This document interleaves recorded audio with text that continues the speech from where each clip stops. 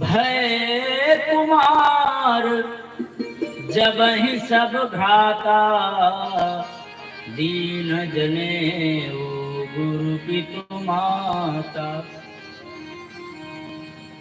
चारों बालक कुमार अवस्था को प्राप्त हुए तो यज्ञोपवीत हो गया। यज्ञोपवीत जीवन का प्राथमिक अनुशासन है। यज्ञोपवीत के साथ शिक्षा जुड़ी हुई है। हिंदू संस्कृति में यज्ञोपवीत शिक्षा का प्रतीक है। भगवान गुरुकुल में गए, ये बात भी उन्होंने 2 शब्दों में कह दी। गुरुग्रह पढ़न गए रघुराई, अल्पकाल विद्या सब पाई। कितने वेद पढ़े, कितने पुराणे पढ़े, कितना शास्त्र पढ़ा, ये सब लिखने की जरूरत नहीं। लक्ष्य क्या है गोस्वामी जी का? मानस का रचना काल है 16वीं शताब्दी, वो मुगल काल था। हिंदू संस्कृति में शिक्षा का स्तर बहुत गिर रहा था। वर्णाश्रम व्यवस्था खंडित हो चुकी थी। गोस्वामी जी का मतलब है ये कहना कि भगवान ने कुमार अवस्था में शिक्षा ली। प्रत्येक कुमार देश का शिक्षित हो, ये लक्ष्य है गोस्वामी जी का।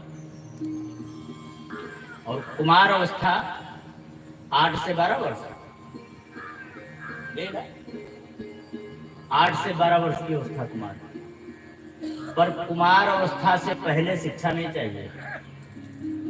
कुमार अवस्था से पहले गिल्ली डंडा ही चाहिए। बच्चों का विकास नहीं हो रहा, बच्चे विकसित नहीं हो रहे हैं मानसिक स्तर पर।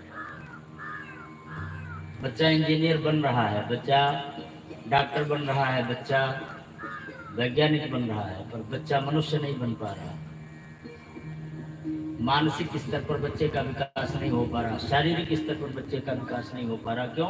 क्योंकि जो आवश्यकता थी शरीर की और मन की 8 साल की अवस्था तक, उस आवश्यकता को खत्म कर दिया गया। बोले बच्चे की पढ़ाई 3रे वर्ष से शुरू हो जानी चाहिए। 3रे वर्ष से। अरे भाई, गर्भ काल में माता जी के लिए ही क्यों नहीं नर्सरी खुलवा देते? ABCD तो सिखानी पड़ती है ना, वो झंझट भी पहले निपटा देते।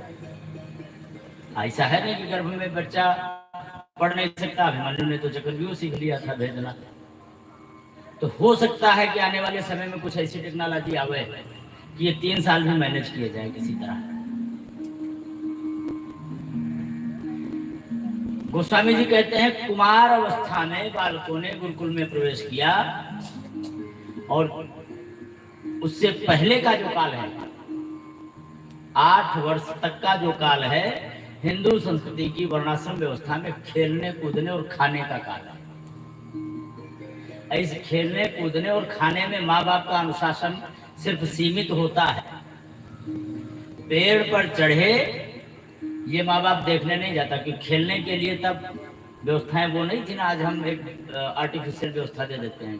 खेलने के लिए बागें थी, लपचू डंडा खेला जाता था। अम्मा पापा थोड़े वहां बैठे होते थे, वो तो अम्मा पापा तब जानते जाता था। अगर मोच वोच आ गई है तो बताते ही नहीं थे, 2-4 दिन में ठीक हो जाती थी। बात समझे? उसका दूसरा पक्ष क्या है? बच्चा शारीरिक तौर पर मजबूत हो रहा है, छोटी मोटी तकलीफें सहने की क्षमता बढ़ रही है। क्योंकि अगर लड़ाई हो गई, एक दूसरे को कुटाकुटवर हो गई, तो घर में नहीं बताते, घर में बताया तो मारे जाए। मार खाने की और मारने की दोनों ही क्षमता विकसित होती थी। अब पेड़ों पर चढ़ने के लिए सिखाना नहीं पड़ता था, वो खुद ही सीख जाते थे। ध्यान देना, हिंदू संस्कृति में बच्चे को जन्म से ही स्वावलंबी बनाने की मनोवृत्ति है। भारतीय मनोविज्ञान स्वावलंबिता पर आधारित, कंप्यूटर पर डाल दिया गया। बौद्धिक कार्य करने की जरूरत ही नहीं है। शायद ही किसी को मालूम हो गया पापा का नंबर क्या है, क्योंकि जरूरत नहीं, पापा जी फील्ड है। और अगर कहीं खो जाए मोबाइल और फंस जाए कहीं, गोला का व्यक्ति हो सीतापुर में, उसको पता चले कि भाई पिताजी को अपने फोन करो, बोले नंबर तो मोबाइल में, नंबर तक याद नहीं रहते। ये परावलंबिता है, तुम कह रहे हो विकास हो रहा है शिक्षा का।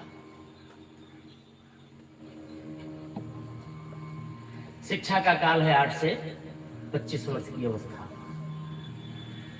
और 25 वर्ष की अवस्था में बच्चा संपूर्ण हो जाता था पढ़ लिख कर। भगवान को थोड़ा कम समय लगा। अब ये थोड़े कि आज गुरुकुल गए कल पढ़कर निकल आए, कुछ समय तो लगा ही होगा, पर अल्पकाल।